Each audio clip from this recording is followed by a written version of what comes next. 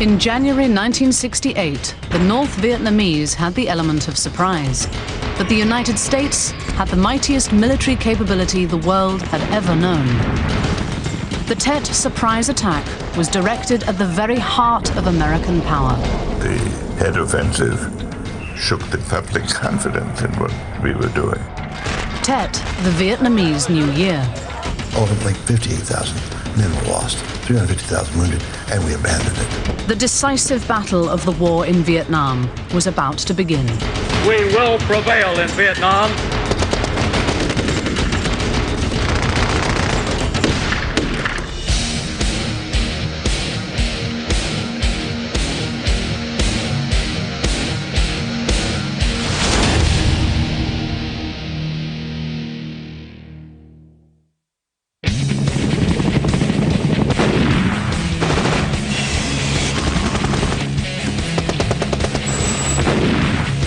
There was a time when the United States thought it was winning the war in Vietnam. This is the declassified story of the surprise attack that changed all that, and the secrets that brought down a president. The public supported the idea of the war. They were sold on the idea that this was an important bulwark against international communism. The war itself was worth winning. It was the autumn of 1967, the height of the Cold War, and Vietnam was the battle America was fighting to prove it could stand up to the Russians and the Chinese. The fact that we were willing to fight for territory that had no real intrinsic importance to us demonstrated that we would fight for other territory that was more important, and that the fight against communism in Southeast Asia could not be separated from the Cold War itself. The fear was that if Vietnam fell to the communists in the north, the rest of Asia could follow. There were several areas around the world where communism couldn't be allowed to triumph because it would mean the death of Western civilization, and South Vietnam was one of them. President Lyndon Johnson and his Secretary of Defense, Robert S. McNamara, had a plan to win the war decisively. They saw Vietnam as a war of attrition. I think there was a sense that if we just killed enough Vietnamese people, they would eventually back down. They would eventually just give in and be overwhelmed by American military force. That was one of the perceptions that was challenged by the Tet Offensive. The North was about to try a risky but bold new strategy, a surprise attack, a full-on assault against U.S. positions.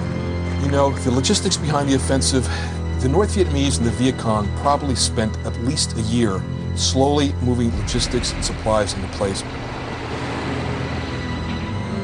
The surprise attack would take place on the Tet holiday at the end of January 1968. It was an interesting time before Tet because the communists were sending out, and mostly unwittingly, signals that something big was going to happen.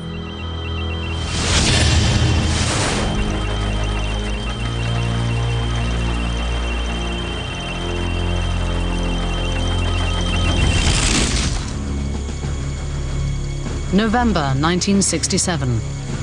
While the communists in North Vietnam smuggled tons of weapons and supplies south, President Lyndon B. Johnson and General William Westmoreland played straight into their hands. The following year was an election year. The president was predicting victory on the field and hoping for it at the ballot box, but it was not to be. What had happened in about a year leading up to the Tet Offensive in the American domestic political scene is that the Johnson administration desperately wanted to say that we were winning the war. And there were some signs there that the progress was being made, but not all of those signs pointed in the same direction. What the Johnson administration did is they said, well, you know, we need evidence, we need to highlight to the American public evidence that there is, in fact, light at the end of the tunnel. Backed at home by resolve, confidence, patience, determination, and continued support, we will prevail in Vietnam over the communist aggressor. General William Westmoreland believed that if an attack was launched, It would happen in an isolated area near the border with Laos, the Khe Sanh base. John Kahini was an officer who confronted the North Vietnamese near the demilitarized zone, the border between North and South Vietnam. The Khe Sanh combat base was basically an airstrip on a high plateau in the Annamite Mountains, about 6 or 7 miles from the Laotian border. The plateau that the airstrip was on was surrounded by deep river gorges, and the hills surrounding it went up to an elevation of about 3,000 feet. Those hills were covered with a combination of elephant grass and deep jungle growth, what they call triple canopy jungle growth. You could go into a ravine that was 1,000 feet deep and then have to come out of it on the other side. And carrying all that weight, it was like walking up and down the Empire State Building. And you'd cover 2 or 3 of those ravines in one day. In December 1967, the men patrolling the area around the Khe Sanh combat base began to see something few American soldiers had up to that point: North Vietnamese Army regulars. In about mid-December, we started to discover significant enemy activity in the area. Enemy patrolling was on the increase. I remember one day going to the airstrip with our intelligence officer and our artillery officer, and watching a recon team get off a helicopter with a bunch of captured weapons. This was the first indication we had that the NVA were now active in the area.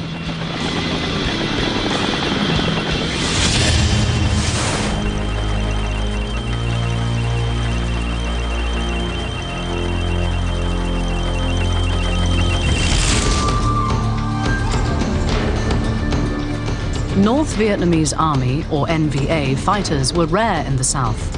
Most of the fighting involved guerrilla fighters from the National Liberation Front, better known as the Viet Cong, or VC. The VCs had the same tactics that they used with the French. I mean, and far before that, they fought the same guerrilla warfare. If you have a lesser force, you spread them out and you strike and run. Booby traps would kill a few of us, and snipers would get a couple. We'd kill 1 or 2 of them on occasion. It was not a battle where you knew where the enemy was, nor seldom did you even see him. And that's how it was. And you just walked around all day and sweeping villages and all that sort of thing, looking for him and never finding him. You'd hardly ever get much of a body count unless you stumbled into a big group.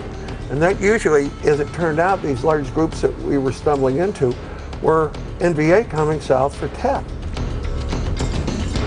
On the 30th of January 1968, Lance McAmere was one of the first Americans to engage the forces lining up to launch the Tet Offensive. Neither he nor anyone in his company knew what to make of the encounter. I was the fire team leader. We were put out on an LP listening post. Oh, probably 150, 200 yards away from the road. It was about 2 or 3 in the morning. And all of a sudden, I could hear noise. I mean, I thought I was in a traffic jam. I could hear people and all this. I woke my other 2 guys up by shaking them with my hand over their mouth. I'm telling my guys, each one, to grab 2 grenades, take the pin out of one. When I tell them, throw it, and then run like hell. And I guess in the explosion, some of the guys said that all they could see were people out there. And, they couldn't believe their eyes. They were trying to keep complete silence.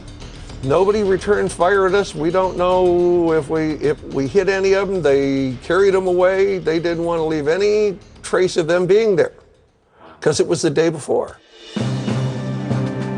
Meanwhile, far to the south, the Vietnamese Army and the Viet Cong linked up and prepared for battle. Secret weapon stores were uncovered and specialized cadres prepared to seize key installations in Saigon as the general offensive was launched. An uneasy ceasefire reigned for the New Year celebrations. Throughout the country, firecrackers were set off,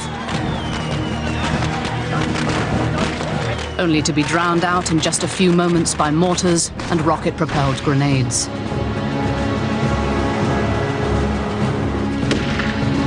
The battle for Saigon was about to begin. On the 1st of January 1968, in the midst of the Vietnamese New Year celebrations, known as Tet, the North Vietnamese Army launched a surprise attack.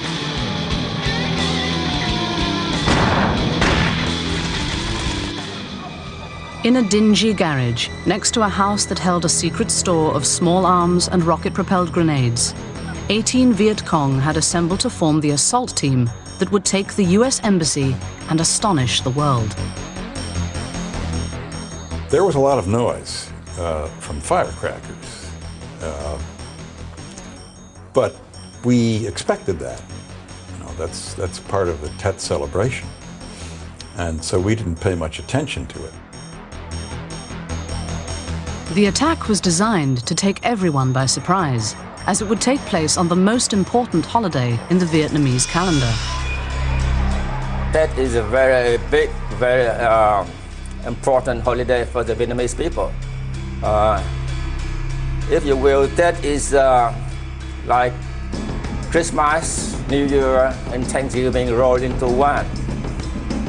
This was a time to relax, to gather together, and to pay respect to our ancestors. The suicide squad pulled up at the embassy walls. Their first real resistance came from 2 American military police who returned fire and then slammed the steel gates behind them.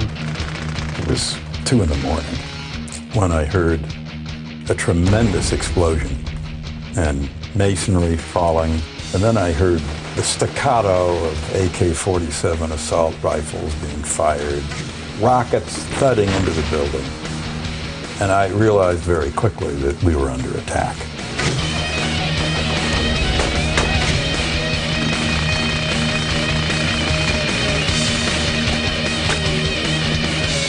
A rocket-propelled grenade was placed through the front door of the embassy, destroying the seal of the United States which hung inside. Half a dozen diplomats and soldiers barricaded themselves in. It was a really frightening experience, and for the first hour or so, I really never thought I was going to get out alive. Shots taken by the first 2 military policemen to die killed the assault's leaders. Without them, the Viet Cong was lost, unable to penetrate the embassy building.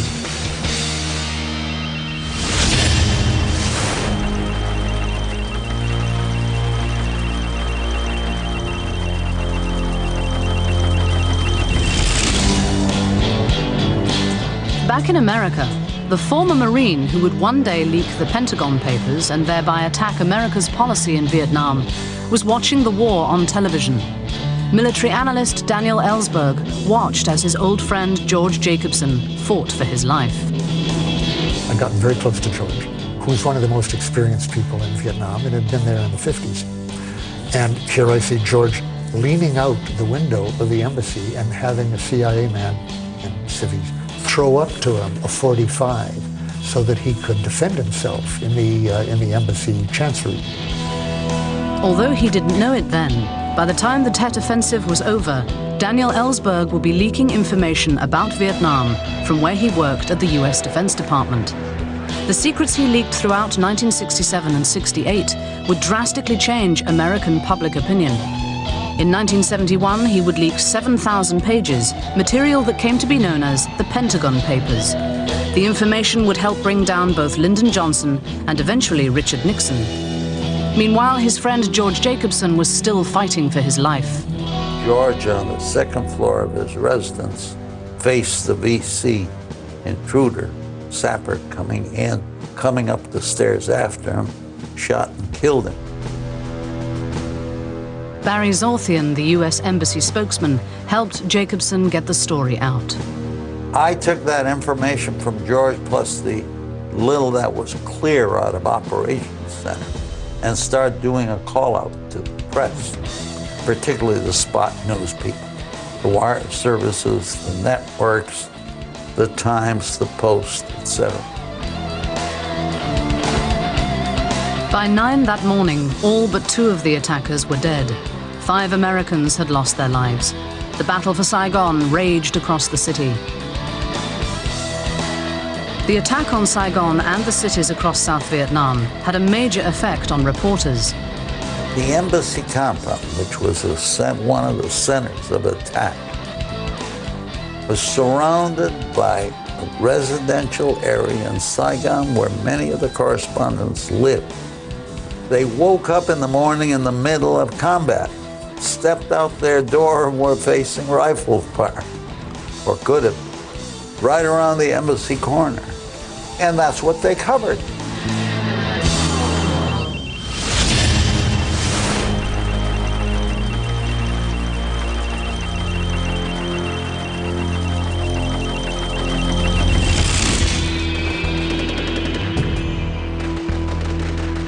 This is a war in which television is a very potent historical actor. Nothing would have been the same had television as a technology not existed. The sight of the North Vietnamese army entering the American embassy in Saigon, I mean, they are entering the center of American power. And we saw that. People saw this, and it was a very big symbol of, Americans not doing so well here, that the Tet Offensive was a success, we were surprised, and so forth. The reality is that American troops had that embassy secured within hours. The attack failed, and we killed many of them. It contradicted the reality on the ground, but that doesn't matter. The image is part of the lasting memory.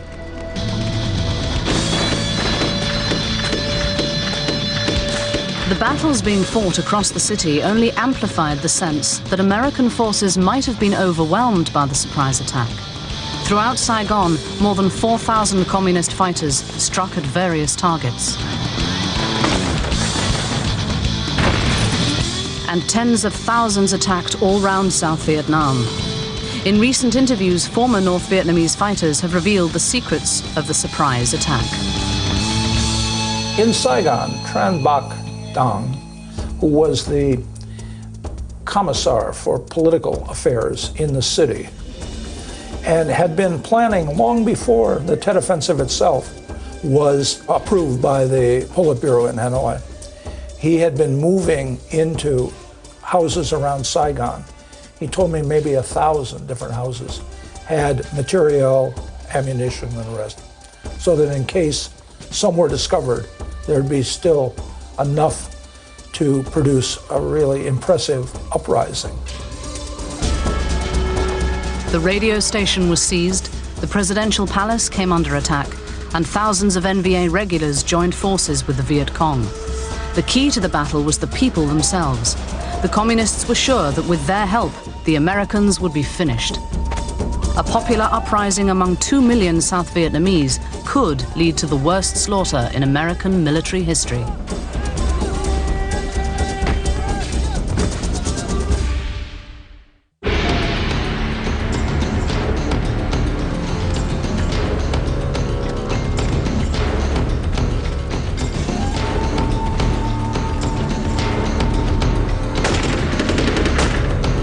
Battles raged in and around Saigon against US and South Vietnamese forces. The North Vietnamese and Viet Cong hoped to inspire a popular uprising and planted weapons in 1,000 buildings in the capital. But would the uprising succeed? 5-year-old Andrew Lam, the son of a South Vietnamese general, was targeted for execution along with the rest of his family. They were about to enter to shoot everyone. But the guard happened to be someone who had fought in the war, and so he's experienced. And he said, "Who's there?" And the head of the Viet Cong unit basically swore at him, said, "I'm here to kill you." And immediately this guard just shot.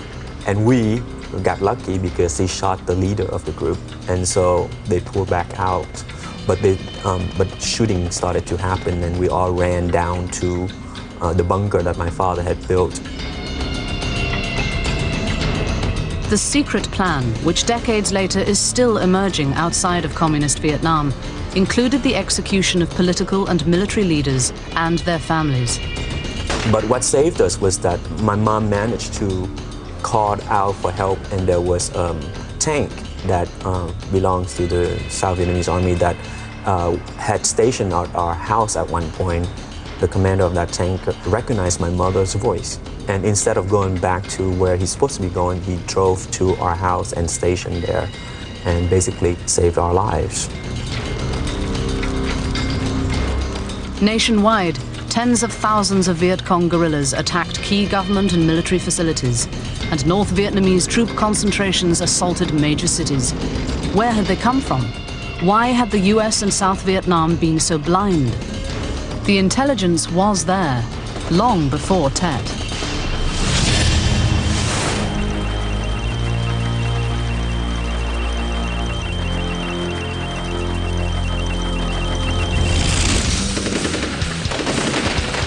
They had indications in captured documents, or they had indications in prisoner interrogation reports that the North Vietnamese and the Viet Cong expected the southern population to rise up in support of the Tet Offensive and a general offensive, general uprising. They saw those reports and they dismissed them because they were just too fantastic. I see this suppositions by the academics and the military historians on how they got there, but I don't, for the life of me, how the hell could they smuggle all those people into to these cities and nobody figure it out? The aim of the Tet Offensive was itself a surprise, but as the battles around Saigon and elsewhere in the south continued, the mass uprising never materialized. The fanatics fought on without the expected aid of the South Vietnamese. Superior firepower, air support, and mobility began to prevail against the communists. The idea was a general uprising that would follow the battle. And they would wage this battle. They would prove to Johnson and the American people that they were not being defeated. But they believed it would be followed by the South Vietnamese pouring out of their houses in gratitude. It doesn't happen that way. In the south, the Viet Cong were being massacred. The frontal assaults and military battles turned out to be a disaster. After Tet, the VC was never again the formidable force it had been prior to 1967.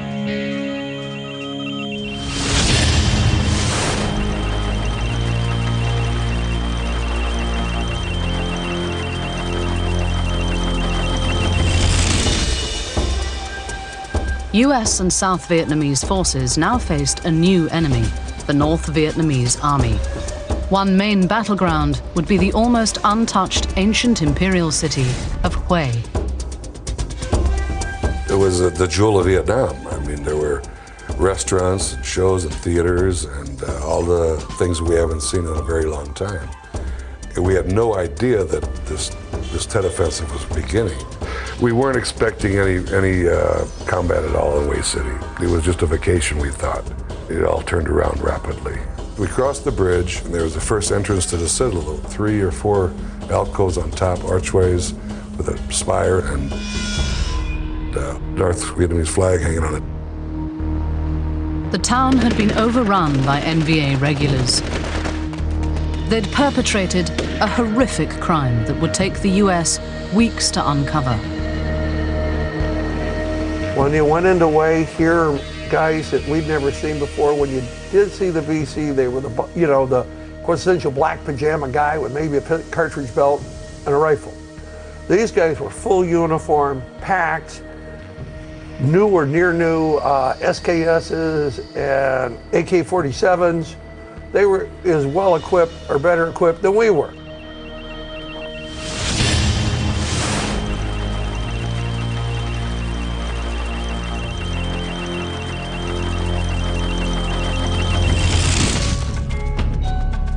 Lance McNamara fought in one of the first critical engagements in Hue, where he helped to defend the US Army Command Center. And as night set in, we realized that, we'd seen NVA everywhere. And one of the guys I knew was from Texas, and we were discussing the Alamo. He said, I now know how they feel. I said, I agree with you. He says, we're probably outnumbered, 5 or 10 to 1. I said, I can agree with that too. That didn't bother us. I think if we would have known it was 50 or 100 to 1 that first night or two, that might have bothered us. When the smoke had lifted the following morning, it was clear the US and South Vietnamese forces were facing a formidable enemy. Their counterattack would begin one of the longest and bloodiest battles of the war and reveal a covert North Vietnamese atrocity, a secret crime that continues to haunt Vietnam to this day. After the surprise sneak attack known as the Tet Offensive on the 31st of January 1968, the armies of the US and South Vietnam began counterattacking. Way was a complete surprise to everyone, I think, officers included. It was building-to-building fighting. You actually saw the enemy. It was more like, I guess, like a World War II kind of a thing, where there were lines, defenses, you knew where they were, basically, and it was a matter of getting them out of there. Street to street, one house at a time. We were in the new part of the city, which was the beautiful homes, the university, the hospital, the prison. They had a sports club right on the river. I mean, it was like being in any town, USA. The NVA took Hue in about 2 hours. It would take the Marines almost a month to retake the city, finally securing it on the 27th of February 1968. Unfortunately, because of the weather and they were trying to keep it together, they restricted our air and artillery support, I was told, for a while, and then finally we ended up having to get rid of 2+ regiments of NVA. We pretty much destroyed it. There wasn't any other choice. Once again, television was there, and the graphic scenes from the protracted battles for Hue, or Bloody Hue as it became known, symbolized the conflict.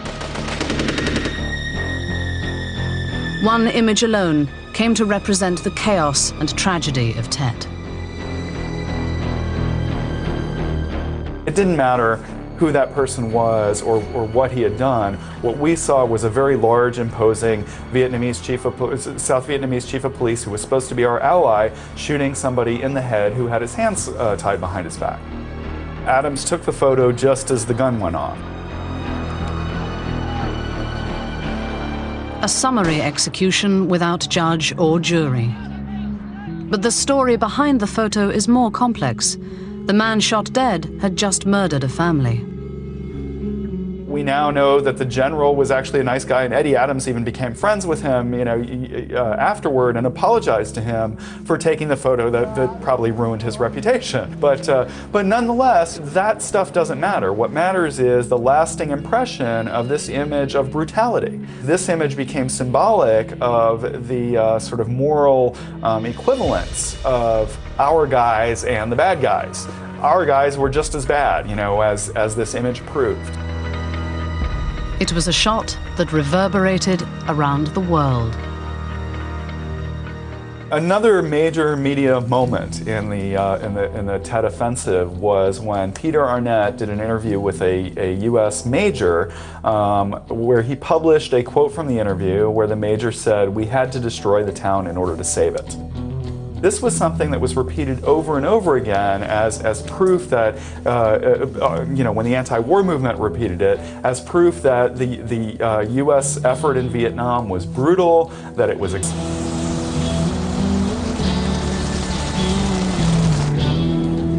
The United States and South Vietnam were killing tens of thousands of the enemy. But on the home front, the battles were being perceived very differently. The military said that it was a military failure because they didn't hold, with the exception of that month or so in Hue, they didn't hold any property. But the American people weren't ready to listen to the military. We felt that they had misled us about the success of the war. And if they said that Tet was a failure, I forget which of the senators said, if that's a failure, God keep us from a Viet Cong success.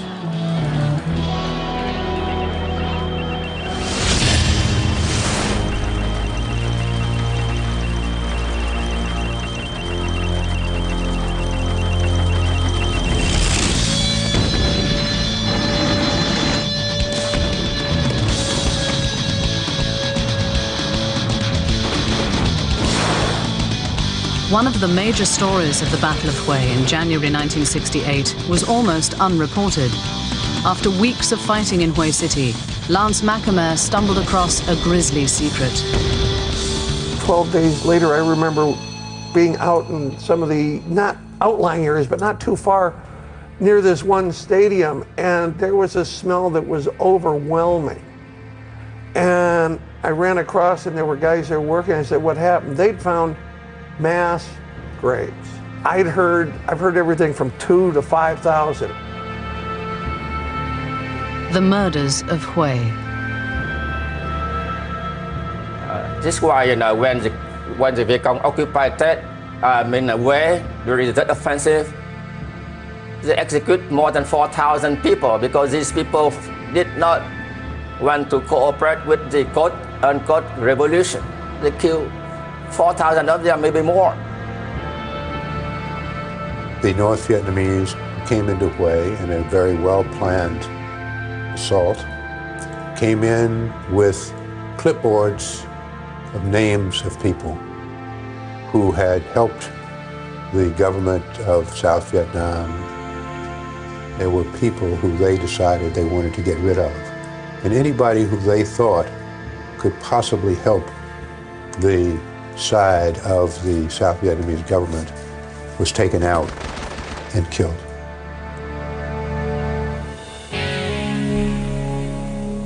Even today, the communist government refrains from discussing the incident. In 1968, the murders were not the main story. We went door to door, talking to people about what had happened to them or their family members during the Battle of Hue while it was under occupation by the communist forces. Some of those people broke down in tears as we knocked on their doors and asked them what had happened, because it was so painful. There was a lot of dispute as to whether this was this killing in Hue, but I came away with no doubt whatever.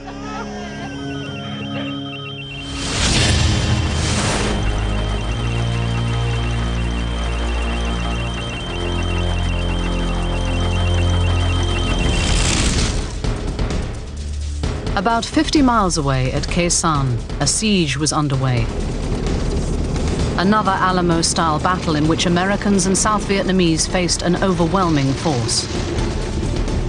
The estimates of their actual strength on the ground surrounding us was anywhere from 25 to 40,000. And that included, of course, their support troops. The total strength at the base, I don't think ever exceeded 6,000 at the base and on the outlying hills. The siege of Khe Sanh became another signature battle in the war and revealed a secret tactic that couldn't be used at Hue. While the NVA tried to strangle Khe Sanh, the US responded with a terrifying new force called Arc Light. As the battle around Khe Sanh raged, public opinion in America was turning as the secrets of the Vietnam War started to emerge.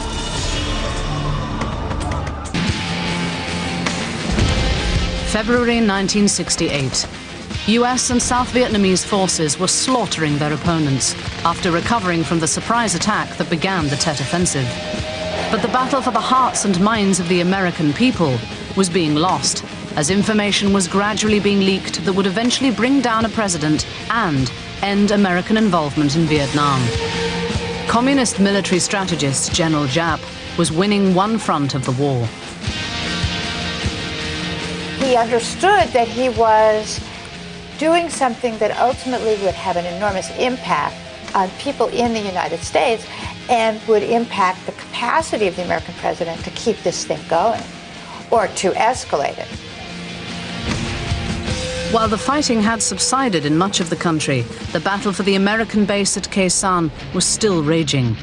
Into this siege, the US brought one of its most feared and advanced weapons systems, Arc Light. The North Vietnamese had an expression, to grab our belt buckle. In other words, to get close enough so we wouldn't use our own artillery or our own air power. Marines have extraordinary confidence in their own air control. Those guys did a tremendous job. just as important, if not maybe more importantly, was the role the Air Force played with its B-52s. When the decision was made to bring in what they called the arc lights. Arc light was 3 B-52s loaded with 750-pound bombs. And they would come in, and you wouldn't even hear them, they'd be so high. And they would drop, and it would be like an earthquake. Just the whole grid square, just 1,000 meters square, would just disappear.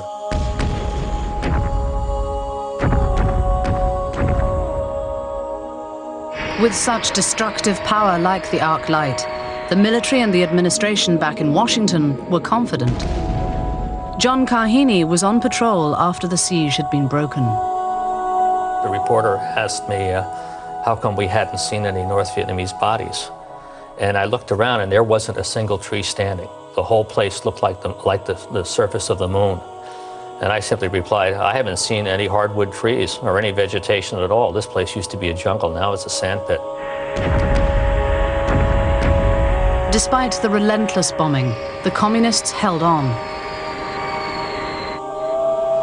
Years later, one remarked, "The Americans thought that Vietnam was a war.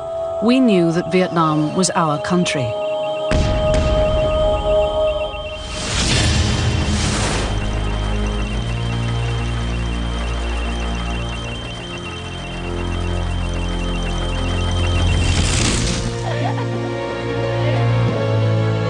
I think the lessons of Tet are also the lessons of the war generally.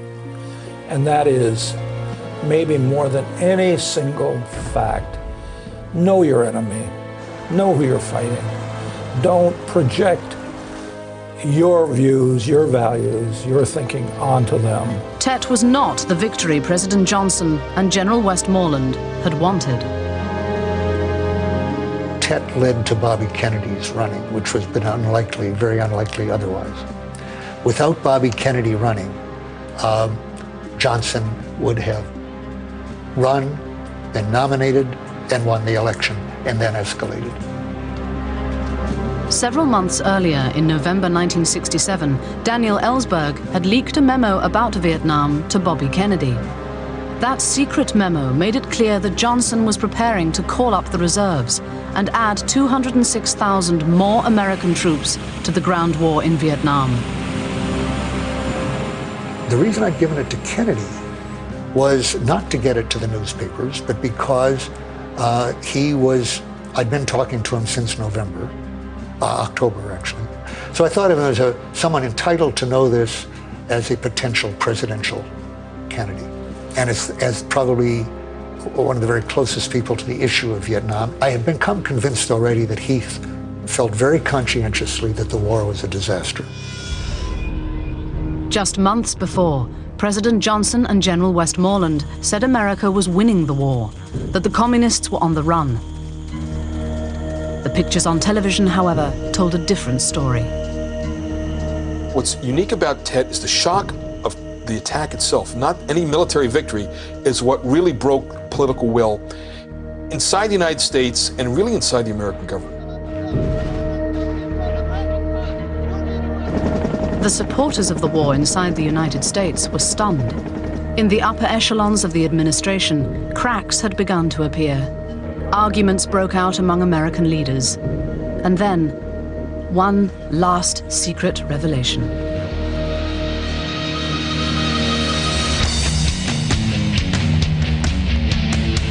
I wake up one morning and see on the Sunday, I guess, New York Times, the statement that Westmoreland had predicted 206,000 troops. In fact, it didn't occur to me right away that the leak had come from Bobby Kennedy, but it didn't, in fact. I just thought somebody has leaked that. Somebody other than me.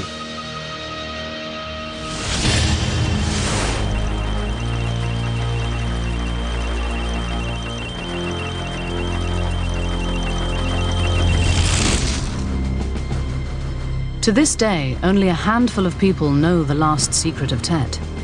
Who told the American people that the government was about to add 206,000 more American troops to the chaos that Vietnam had become? Was it Bobby Kennedy, or perhaps one of his inner circle? Or was the leak from someone elsewhere in the government? The identity of that person remains a mystery to this day. Whoever it was inspired Ellsberg to act.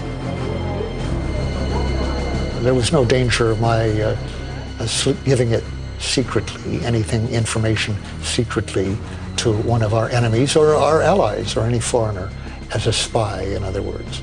I was going to break the major function of the security system, which is to keep secrets from the public and Congress, to enable the president to carry out a secret foreign policy, unaccountable and untrammeled by congressional or public or voter opposition. As the images from Tet continued to appear in newspapers and on television, things became increasingly difficult for the US administration. So I thought of a leak a day, a top secret leak a day, that would show that there is an ongoing mole of some sort, an informant with good access in the administration. Ellsberg himself doubts his own leaks in that period amounted to much.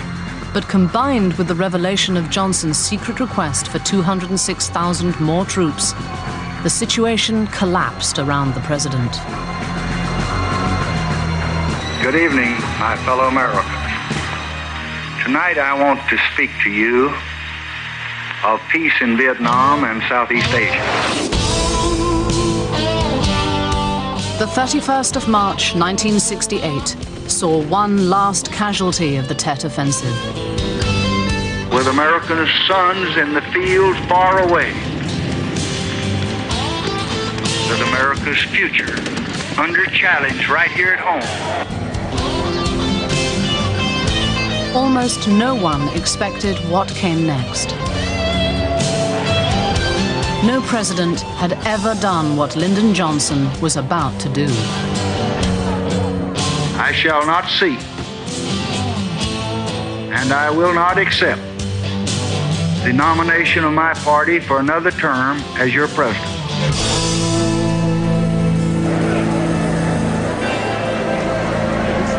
The North Vietnamese had lost the battle. They'd lost all the battles of Tet, but they'd brought down a president. Their desperate gamble had failed completely, and yet... all of a sudden, all these cities get hit, and thousands of Americans are dying and getting wounded, and the American embassy is under attack in Saigon, and Hue is under siege, and Khe Sanh is surrounded. All of a sudden, Walter Cronkite looks at a friend on the set and says, "I thought we were winning out there." All of a sudden, it was very clear. We were not only not winning, but this was going to be a long, drawn-out, bloody affair. US forces won clear victories everywhere during Tet, with communist losses approaching 60,000 dead. Despite American military superiority, the US eventually withdrew from Vietnam. The North Vietnamese lost the battle, but not the war.